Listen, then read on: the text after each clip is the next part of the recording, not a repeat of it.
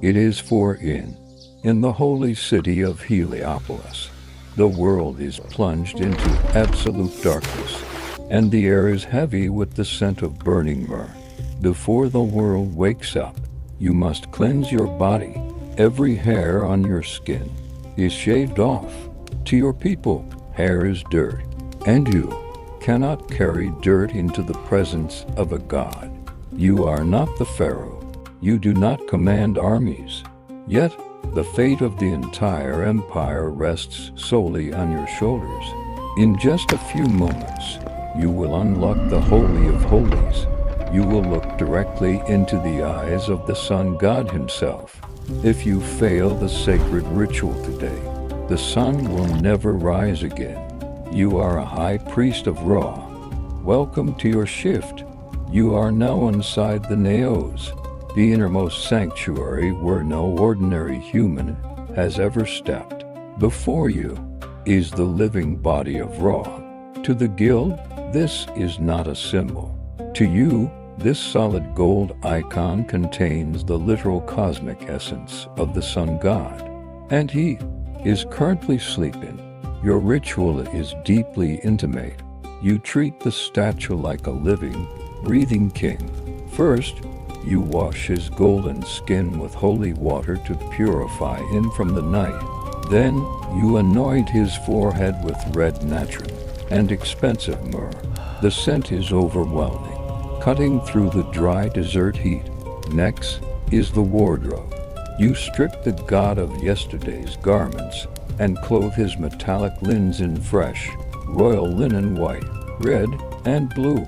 Every fold must be perfect.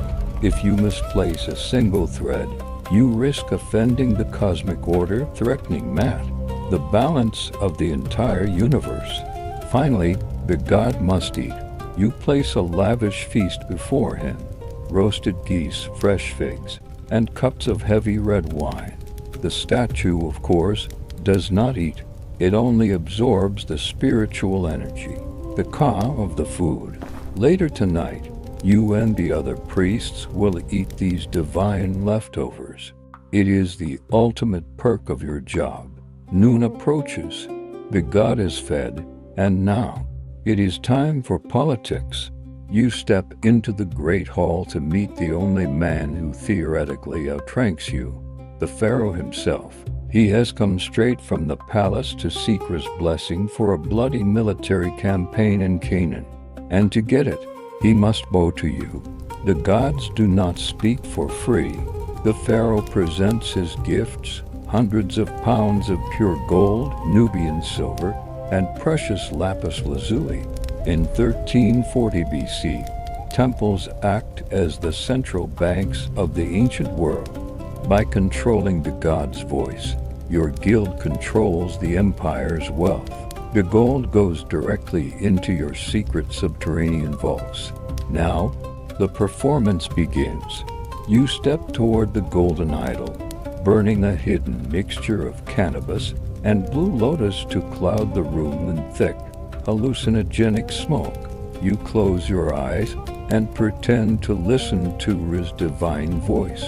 But the truth is much darker. You've already decided the answer this morning. You look down at the ruler of Egypt and deliver the oracle. Ra has spoken. The enemies of Egypt will burn under his sunbeams. The Pharaoh smiles, believing his victory is guaranteed by heaven. He thinks he rules the land, but as he leaves, you know the truth. The Pharaoh is just a puppet, and you hold the strings. Night falls over Egypt. The Pharaoh is gone, and the illusion of political power fades. Now, the cosmic terror begins. To the guild, night is not a time for sleep.